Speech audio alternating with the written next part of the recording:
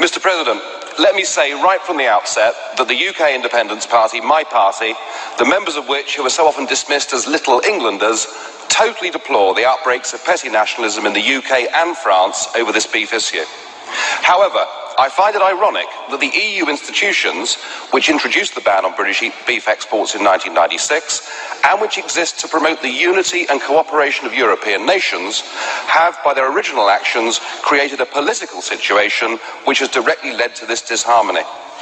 My party, which has a clear election manifesto to seek Britain's withdrawal from the EU, notes that if the Commission had not interfered in the first place back in 1996, individual nations would have been able to decide whether or not to buy British beef.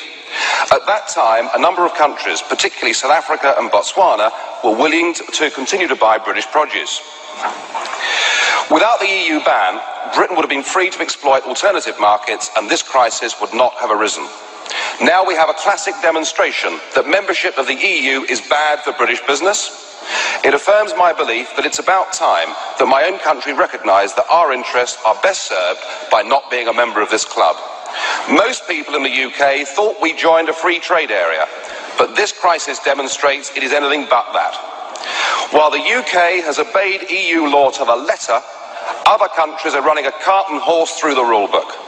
The level playing field is about as level as the decks of the Titanic after it hit the iceberg. Thus, while I wish the Commissioner well in his endeavours, I am afraid that whatever he does, it will not be good enough. I, for one, will be urging my own government to leave this club and to rejoin the real trading world. Now on behalf of the EFD, Mr. Farage. Well, good morning, Mr. Schulz. President Schulz, I know it's my job to congratulate you, but given that we knew this result 2.5 years ago, as a result of a stitch-up, there really doesn't seem to be much point. I mean, after all, nobody in Europe would ever, modern-day Europe, would ever have a big, powerful job that was decided by a full, open process. I'm sure Mr. Barroso would agree. I was musing this morning. I was thinking, what kind of President Schulz are we going to get? Are we going to get a dignified, calm, a figure that behaves like the Speaker of all great parliaments around the world, somebody who puts himself above politics and the nitty-gritty of the day-to-day arguments and is an ambassador, indeed a statesman? Or are we going to get the Martin Schulz we've got to know since 2004 as leader of the Socialist Group? You know the one I mean. Snarling, angry, unable to control his temper, intolerant of anybody with an alternative point of view, somebody who is contemptuous when in free referendums people have the temerity to vote no, somebody who is anti-British to his fingertips and doesn't like free markets. I was wondering which one would we get? Well, your opening speech has settled that question for me, and it's pretty clear. We're going to have 2.5 years of political fanaticism from the chair. And I have to say, only a third world country, only a banana republic would want to have an overtly political president of a parliament. But it's what we've got.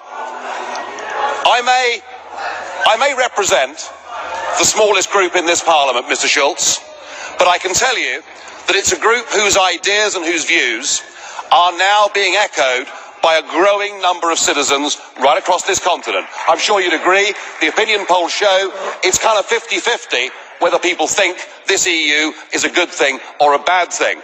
What we represent, sir, is not anti-Europeanism. That is not what it's about. We believe in nation-state democracy. We want a Europe of trade. We want a Europe of cooperation. We want a Europe that is responsible. We don't want a Europe that seeks to be a global superpower. We don't want a Europe run by Mr. Barroso and the Commission and the so-called community method. And I will do my very best to provide political opposition to your presidency over the course of the next 2.5 years, and I hope you give us a fair hearing. Thank you. I think they're just slightly over-enthusiastic. Well, it wasn't supposed to be like this, was it? Because Mr. Cameron's renegotiation began with really big intentions. Treaty change. He was going to question blue cards going up already. This is going to be fun. He was going to control the free movement of people. He was going to achieve a fundamental change, not just in Britain's relationship with the European Union, but reform the EU itself. And what we got was a letter from Mr. Tusk, in which there's no treaty change, no powers returned to the United Kingdom, and no control over our borders at all. In fact, it was hardly worth the wait. It's really rather pathetic. But there is, of course, one more chance for the Prime Minister, because he goes to the European Summit in a couple of weeks' time, and like Oliver Twist, he will parade in front of the other leaders and say, please, can we have some more concessions? I find it rather humiliating that a British Prime Minister has to do this, but I'm certain of one thing: he won't get another thing. Because just look at the substance of this. We have an emergency brake on migrant benefits. Wow. It was supposed to be a total ban on migrant benefits for up to 4 years. So it is hardly an emergency brake, it's more of a handbrake turn. Tea break. And the Prime Minister is saying we've got a red card. Isn't that wonderful? Well, what that means is, if a majority of parliaments in the European Union can say to Mr. Juncker they don't want one of his directives, is that a cause for celebration? I mean, if 15 parliaments couldn't stop a piece of law, we'd be living in a communist dictatorship. And what I've gone through here are the good bits. But the most bizarre thing is Mr. Cameron said with this deal, he would now vote for Britain to join the European Union. So let's have a little think about that. If the question in June was, should we join the European Union, we'd have to tell the British people, you must surrender the control and sovereignty of your parliament and have 75% of your laws made somewhere else. Your Supreme Court will not be supreme. You will be overruled by a court in Luxembourg made up of people who aren't even judges. You will have to give up your fishing grounds, including, in some places, 200 miles of the North Sea, and you must cut your links with the Commonwealth and the wider world because you're no longer fit to negotiate your own global trade deals. Oh, and by the way, for all of this, you'll be paying £55 million a day as a membership fee. Would the British people vote for that? Not a snowball's chance in Hades. And all we have to do is recognise that whilst the politicians and the big banks and the big businesses will in this referendum defend their own vested self-interests, it's people power that will win this referendum. And after we've won this referendum, I hope in many other countries in Europe too. Yeah.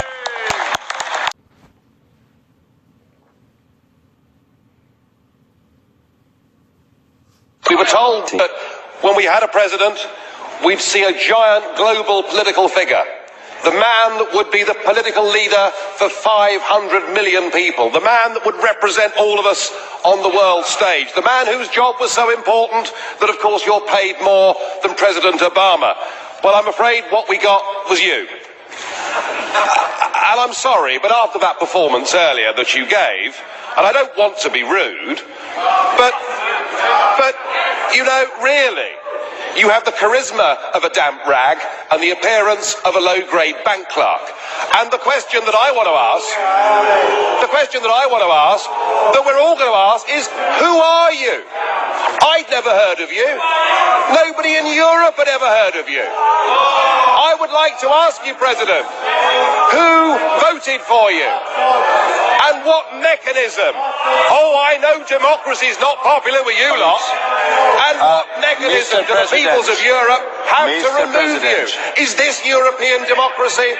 Well, I sense, though, that you're competent and capable and dangerous. And I have no doubt that it's your intention to be the quiet assassin of European democracy and of the European nation states.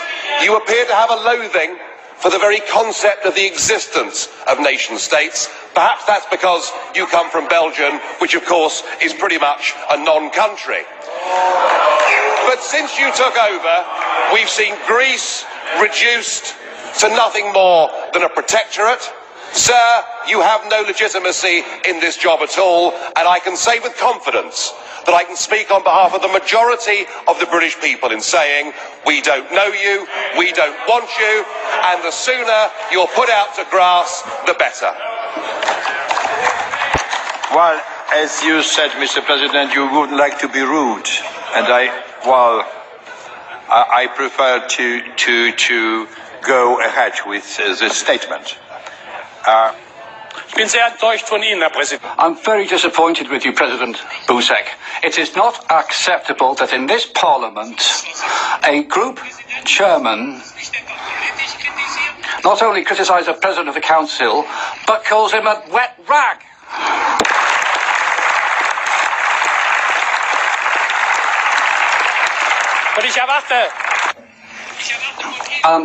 I expect you, President,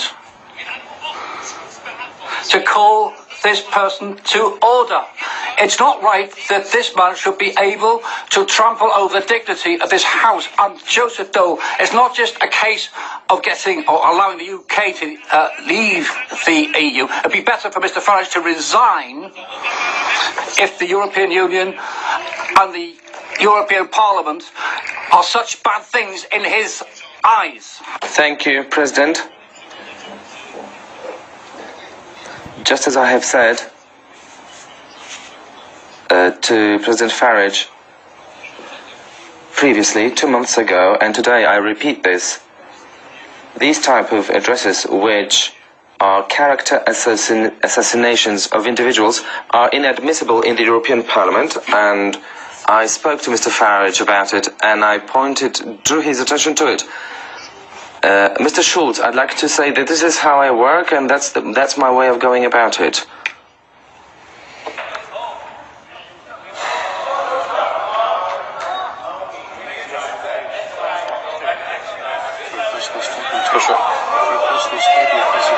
Is it personal statement? At the end of the debate.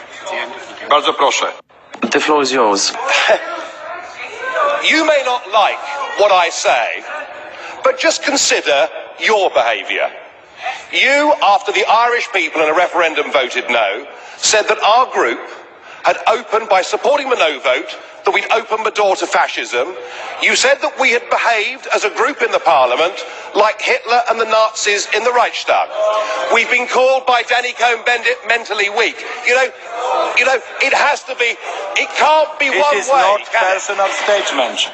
Mr. President Farage, it is not personal statement. I am very sorry, it was not personal statement. We must keep order and all the regulations of our Parliament. And now the weather for all areas of the British Isles, but definitely not Bongo Bongo land. You may have heard about a storm in a teacup that developed when a UKIP town councillor in Oxfordshire was suspended by my party after he blamed the floods on David Cameron's gay marriage bill. The old parties are seeking to cloud the big political issues of the day by focusing on the view of UKIP members like him, even though he'd said a deluge of similar things before when he was a Tory councillor. How quickly some things change depending on which way the wind blows. Now, if you look around the UK, you'll see there are outbreaks of sometimes balmy, occasionally extremist views from people of all political persuasions. In Whitby, the sun was apparently briefly obscured by a UFO after a Labour councillor claimed to have fathered a child with an extraterrestrial. He also says his real mother is a 9-foot green alien with 8 fingers. There were earth tremors in North Wales, where a Lib Dem councillor called John Larson was sentenced to 18 years in prison for setting off a series of explosions in the North Wales town of Denbigh. Talk about extremism.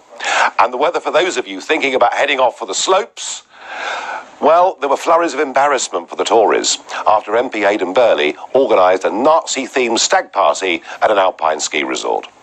Anyone thinking of heading off on holiday to Brussels this week, perhaps getting there on the gravy train, watch out for a warm front of relentless hot air.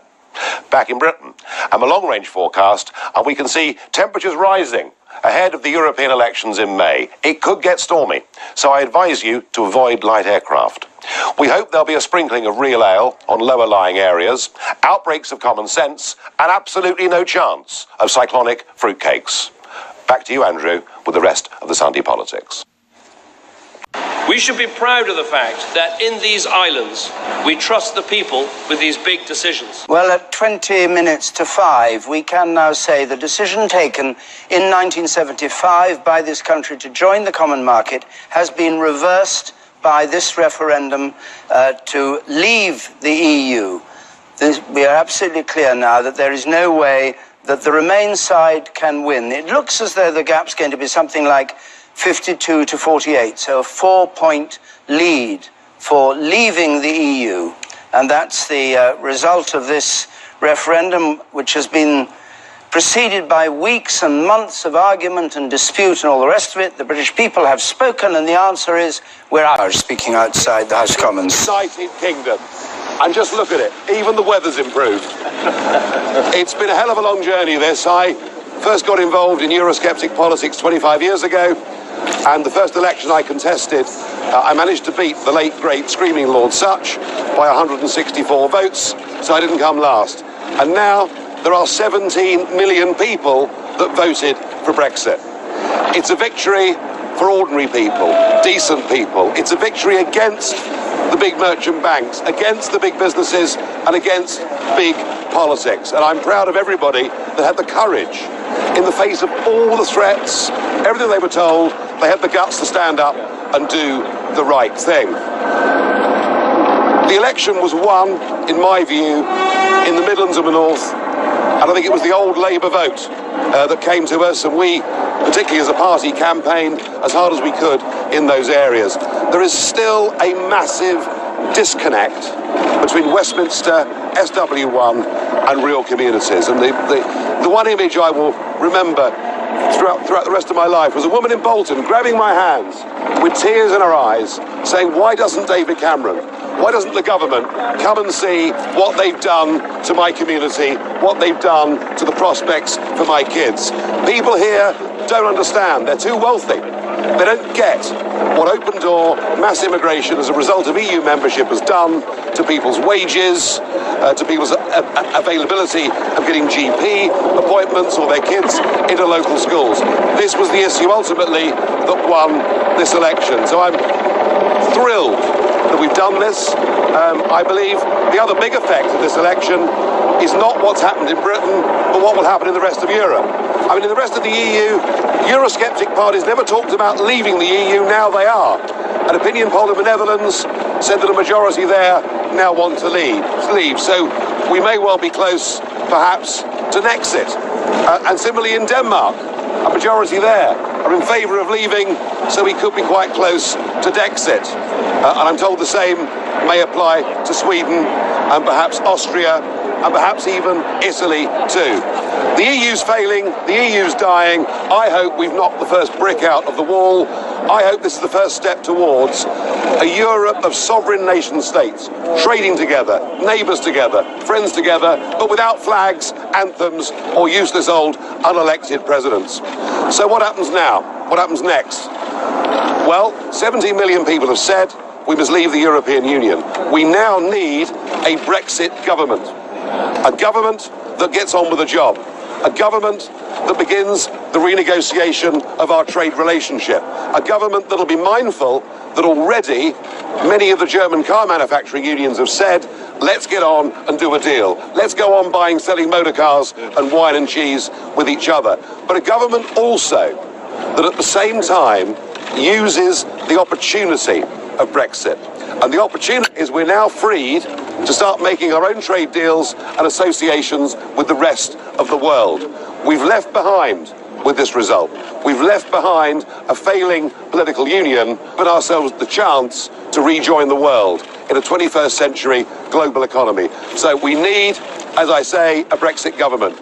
We need the negotiations to start as soon as humanly possible. We need to start thinking globally about our future. And the other thing I think that needs to happen is that June the 23rd needs to become a national bank holiday, and we will call it Independence Day. Aircraft from here will join others from around the world.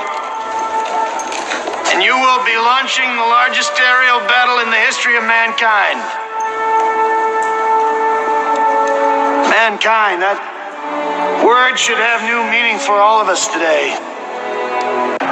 This will be a victory for real people. We can't be consumed by our petty differences anymore. A victory for ordinary people. We will be united in our common interest. A victory for decent people. Perhaps it's fate that today is June the 23rd. And you will once again be fighting for our freedom. Not from tyranny, Multinationals, oppression, or the big merchant banks, persecution, big politics, lies, corruption and deceit. but from annihilation. We're fighting for our right to Honesty, exist. decency and belief in nation. And should we win the day, June the 23rd, no longer be known as this failed project, but as the day we will have done it will not vanish without a fight. without a single bullet being fired. We're going to live on. We'd have done it by damned hard work. We're going to survive. We'd have done it not just for ourselves. We'd have done it for the whole of Europe. Today, we celebrate our Independence Day!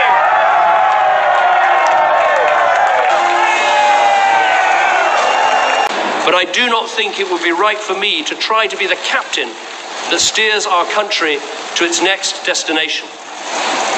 This is not a decision I've taken lightly, but I do believe it's in the national interest to have a period of stability and then the new leadership required. Thank you very much.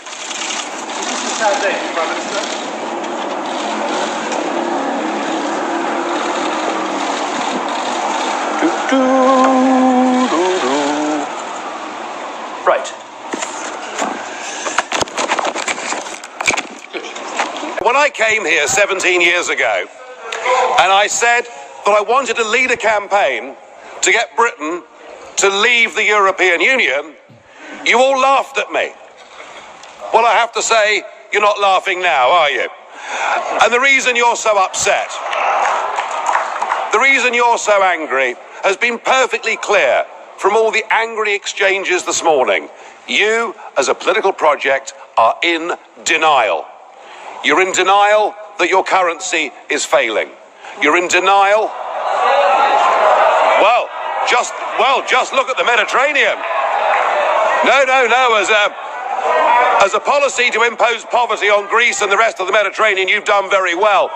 And you're in denial over Mrs. Merkel's call last year for as many people as possible to cross the Mediterranean into the European Union has led to massive divisions between countries and within countries. But the biggest problem you've got, and the main reason the United Kingdom voted the way that it did, is you have, by stealth, by deception, without ever telling the truth to the British or the rest of the peoples of Europe, you have imposed upon them a political union.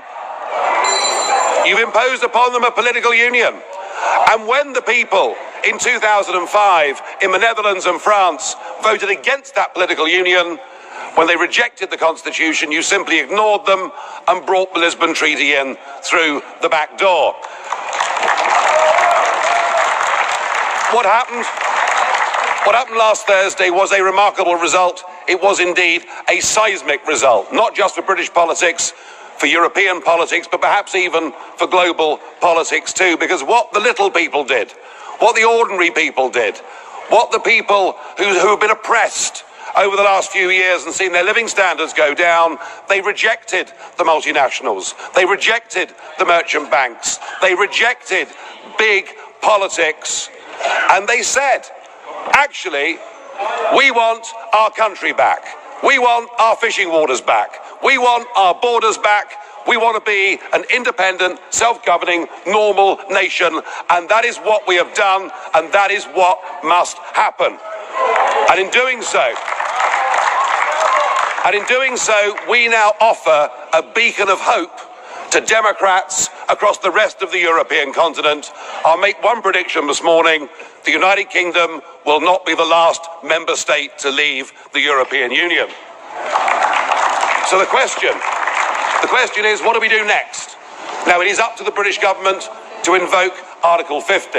And I have to say that I don't think we should spend too long in doing it. I totally agree, Mr. Juncker, that the British people have voted. We need to make sure that it happens. But what I would like to see is a grown-up and sensible attitude to how we negotiate a different relationship. Now I know that virtually none of you have ever done a proper job in your lives, or worked in business, or worked in trade, or indeed ever created a job. But listen, just listen. Herr Farage, Augenblick. Just a second. Liebe Kolleginnen und Kollegen, Ladies and gentlemen, Verständnis für Ihre Aufregung. I do understand that you're getting emotional, but you're acting like UKIP normally acts in this chamber, so please, don't imitate them. Mr. Farage, however, I would say one thing to you. The fact that you're claiming nobody has done a decent job in their life, you can't really say that. I'm sorry. No, you're quite right, Mr. Schultz. UKIP used to protest against the establishment, and now the establishment protests against UKIP. So something has happened here. Let us listen to some simple, pragmatic economics.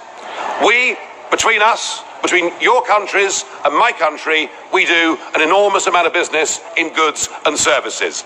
That trade is mutually beneficial to both of us. That trade matters.